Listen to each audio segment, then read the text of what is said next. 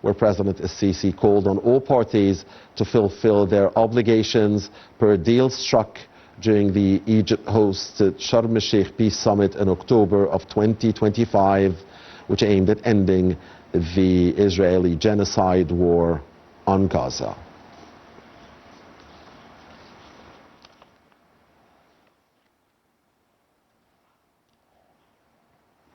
And with us now to discuss our top story for the day is Dr. Mohamed Ezaby, the Professor of International Relations. Dr. Ezaby, thank you very much for joining us.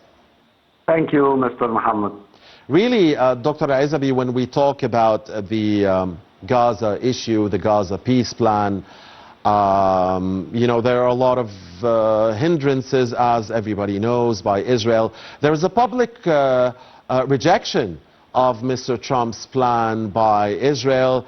Today there was also a joint statement by the foreign ministers of Egypt, Qatar, Jordan, the UAE, Indonesia, Pakistan, Turkey, and of course Saudi Arabia, condemning the declared Israeli rejection of the Board of Peace plan, the roadmap for peace in Gaza. It was U.S. President Donald Trump's plan, the Board of Peace plan. Mr. Trump, of course, chairs the Board of Peace. The plan was brokered by the United States itself, along with Egypt, Turkey, and Qatar, and was signed here in Sharm el-Sheikh in October of last year. Now, in the midst of the Israeli rejection, we know that Mr. Kushner, who was received today by President Sisi, will also be visiting Israel. And we know also that President Sisi has called, you know, for all parties to fulfill their obligations per the deal struck. And Egypt continues to call on the Board of Peace to take all active support and engagement of the United States to take immediate and concrete measures within its mandate to uphold the integrity of the comprehensive plan and prevent any party from obstructing its implementation. Naturally, the party concerned here is Israel. Now we can do this both. I can ask you a question, and I could leave the floor for you, but there are so many, like, you know, confusing things about this. First of all, the Israeli war crime suspect Prime Minister Netanyahu rejecting Donald Trump's plan, really standing up to Trump, you know, challenging him. Is this a surprise? Yes, no. What does the Israeli elections have to do with that Israeli position? How much can the U.S. now, which brokered the deal, it is Mr. Trump's deal after all, how much can the U.S., you know, with the help of Egypt and others, enforce Israel to abide by the Gaza plan? I mean, there are a lot of really questions, and it's tough to find answers for them. How do you see the situation? Well, it's exclusive, as always, for you, Mr. Mohammed, that there is some calls between Donald Trump and Jared Kushner with Israeli opposition. Especially Donald Trump doubted that Netanyahu will be exit after the election, and he started to make some relations with the Israeli opposition. That's why he sent Jared Kushner. We know that His Excellency President Abdel Fattah el-Sisi is the most important person who played the greatest role to reach to the ceasefire in Gaza and the agreement which signed in Sharm el-Sheikh.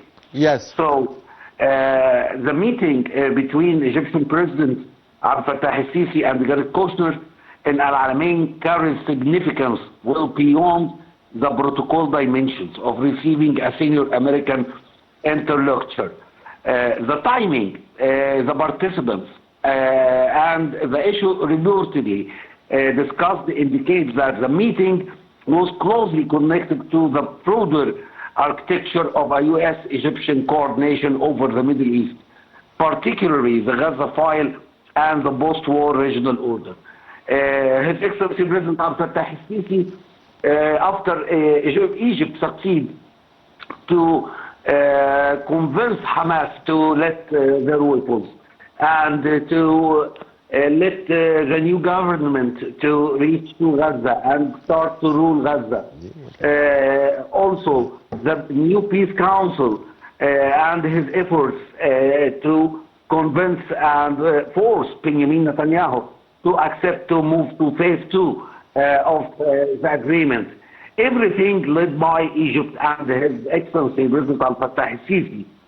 If we look at the political significance of Jared Kushner's visit, Jared Kushner's presence in Egypt is politically significant because of his close relationship with Donald Trump and his previous involvement in Middle Eastern diplomacy.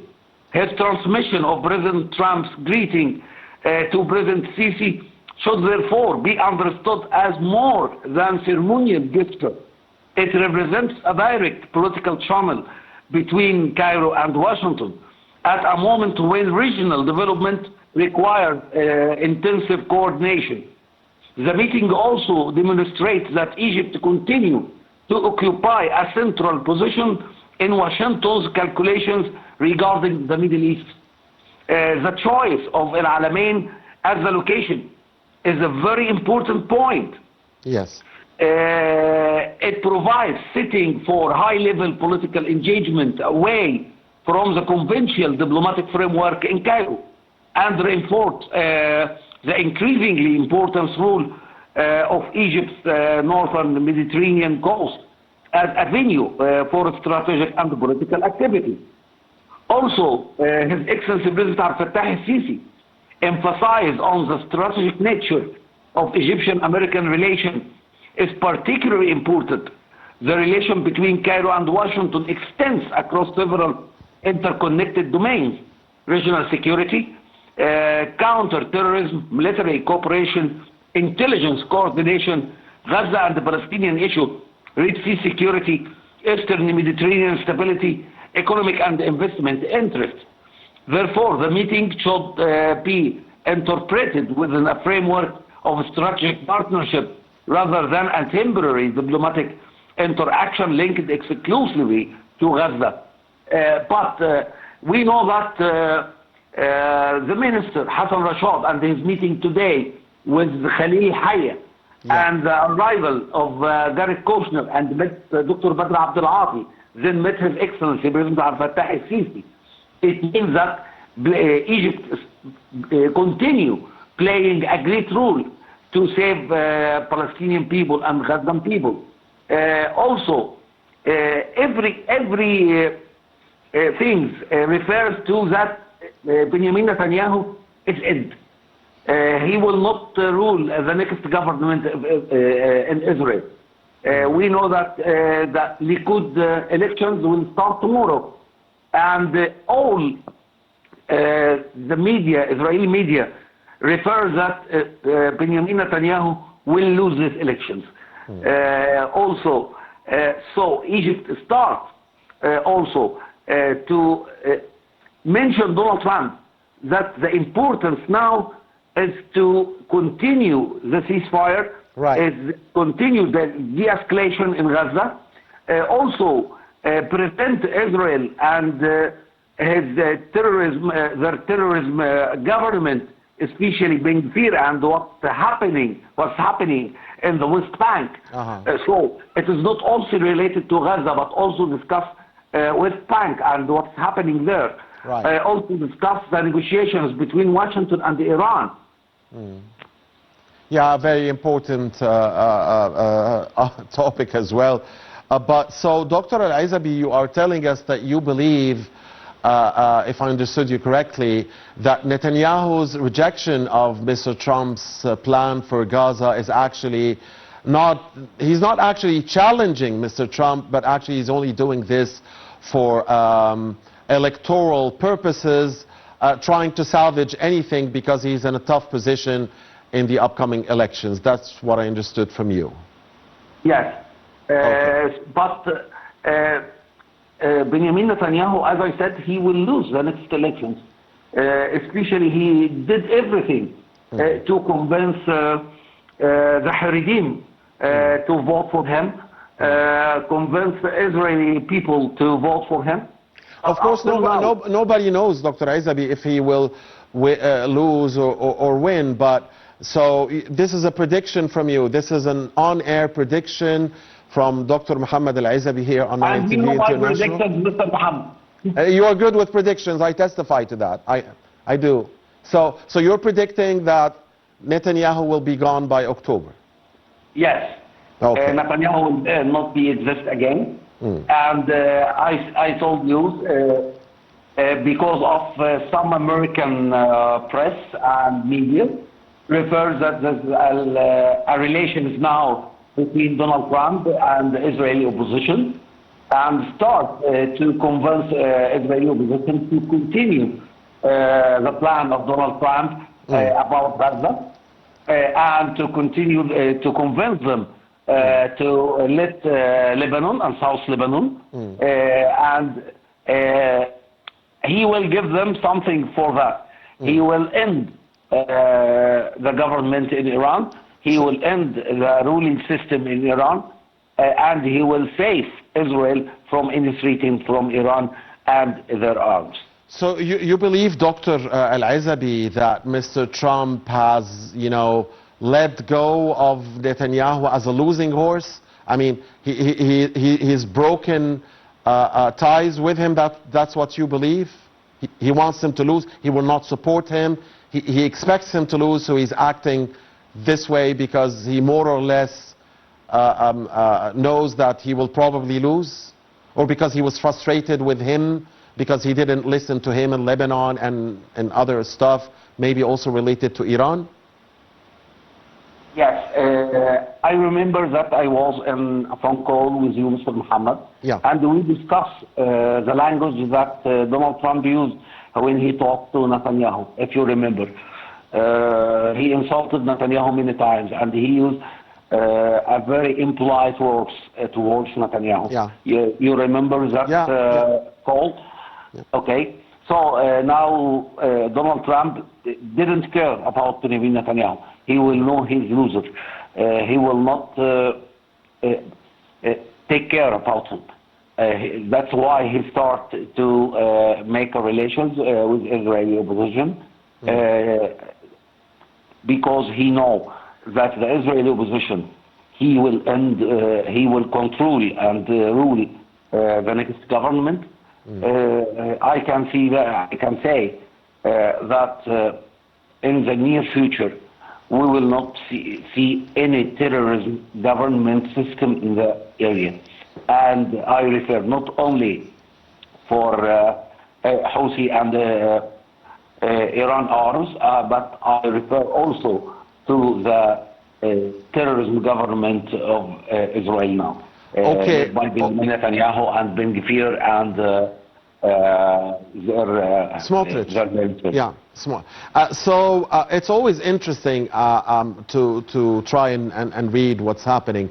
So in your view, in your opinion, Dr. Al-Ezaby, again, if the theory is proven correct, that Mr. Trump is like, okay, he's thrown Netanyahu away in the basket.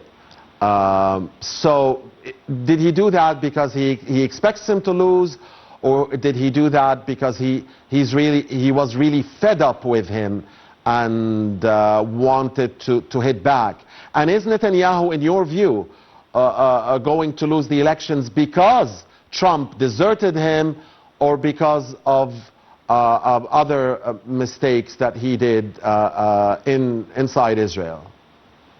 Both reasons, Mr. Mohammed. Both reasons. Okay.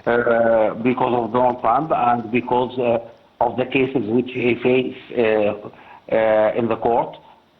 Because the Israeli people now refused his way to rule, and no people in the world can live every day under strikes, under rockets, under attacks.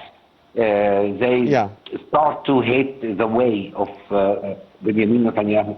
To spread the struggles north and west, north, south, and in the east. All Palestinian, all Israeli people refuse this.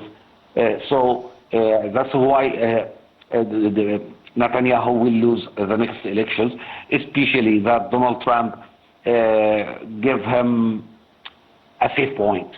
He told him that after lose he will go to live in the United States, and that's not my opinion.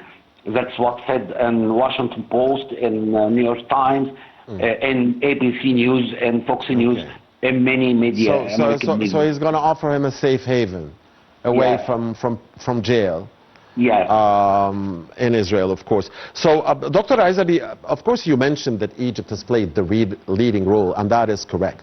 The leading role in reaching this Gaza ceasefire deal. But of course there were efforts by Qatar, by Turkey, and by others. And the United States itself. And today, earlier today, the foreign ministers of the 8 countries mentioned earlier, again, gonna say them very quickly. You have Egypt, Qatar, Jordan, the UAE, Indonesia, Pakistan, Turkey, and Saudi Arabia.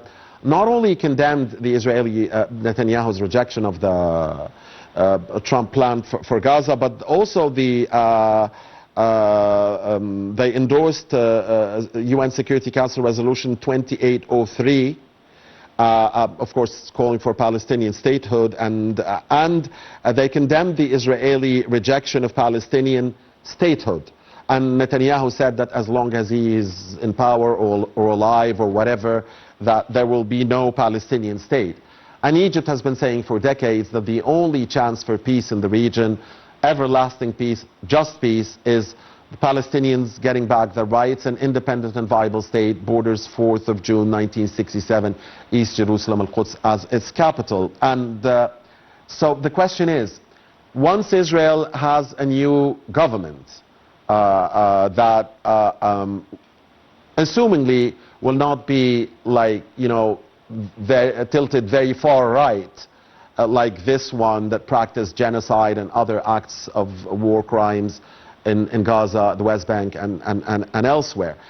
Do you expect that this supposedly new Israeli government will be like, will approach the Palestinian statehood differently, the issue of the Palestinian statehood differently? Will they be ready to go along that path of real peace, independent and viable Palestinian state? Will they truly implement the Trump plan for Gaza, or will they also violate the ceasefire deal like this Netanyahu government is doing from day one? I mean, 2 years of genocide war, and then since October until now, violating the ceasefire deal day in and day out, and killing Palestinian civilians again day in and day out, and obstructing humanitarian aid from reaching the Palestinians and suffering. So will the change in Israeli government, if it does indeed happen as expected, will it be drastic, or will it be, just about the same? Only change of names. Anyone who will be on the head of the Israeli government will continue in the opinion of reject any kind of Palestinian state on the land of Palestine. In my point of view, that there will be a Palestinian country, free country, but will not be on Palestine. And of course, not in Egypt.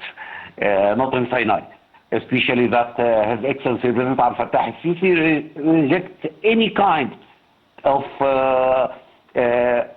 forcing people to go to Sinai, and he rejected it and announced it as a red line. Absolutely, very clear from day one, yes.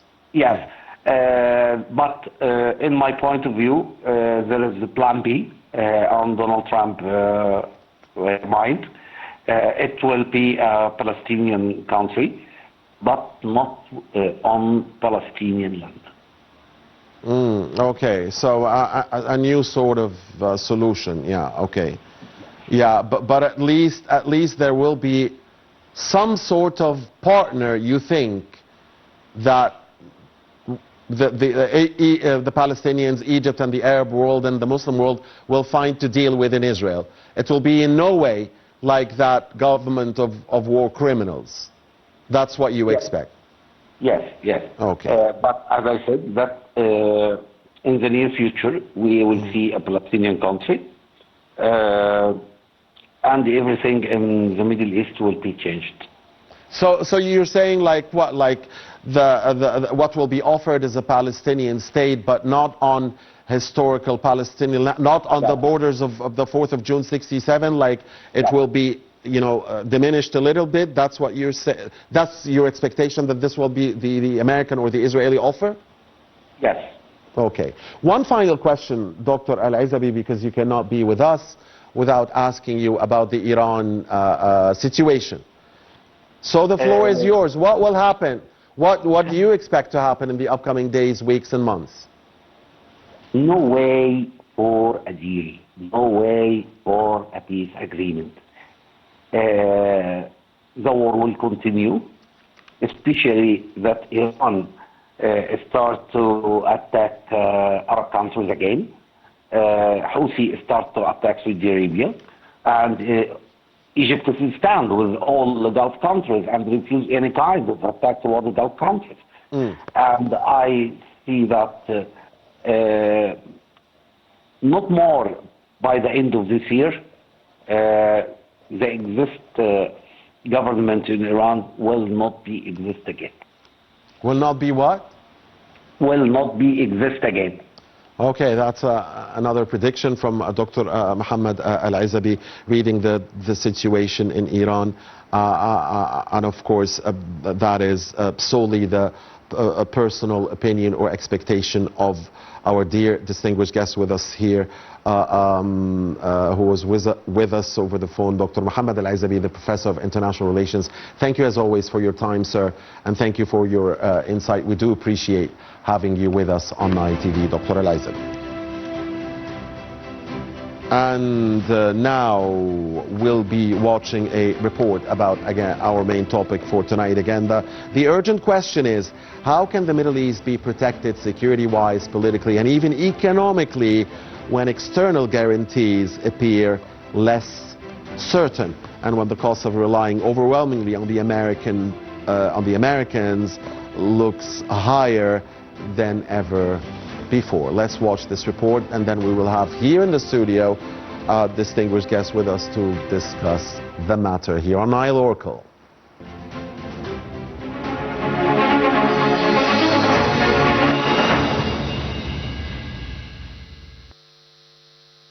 Egypt said the security of Gulf Cooperation Council states is an integral